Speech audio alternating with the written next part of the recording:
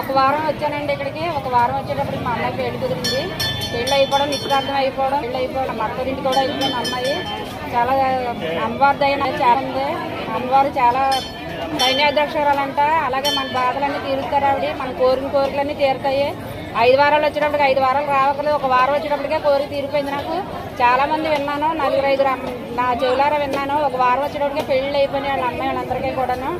జై వారాహి మాతే నమః, జై వారాహి మాతే నమః, జై వారాహి మాతే శ్రీమాత్రే నమః. చూశారు కదండి, మరి ఆ భక్తురాల మాటల్లోనే విన్నాము. మరి అమ్మవారికి 5 వారాలు తలంపు పెట్టుకోగానే అవ్వని కళ్యాణం కూడా మరి వాళ్ళ అమ్మాయికి అమ్మవారు చేయించడం అనేది జరిగింది.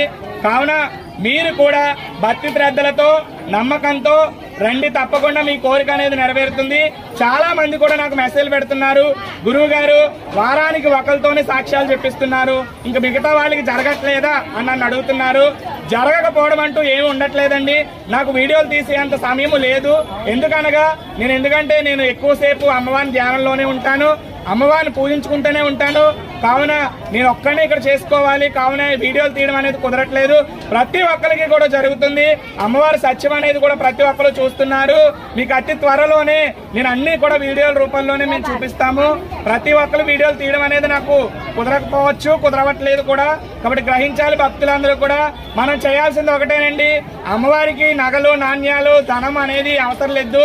నమ్మకము, భక్తి, శ్రద్ధ, ఈ 3 ఎప్పుడైతే మీలో కలుగుతాయో అమ్మవారు మీ వెన్నంటే వస్తారు. జై వారాహి, శ్రీమాత్రే నమః.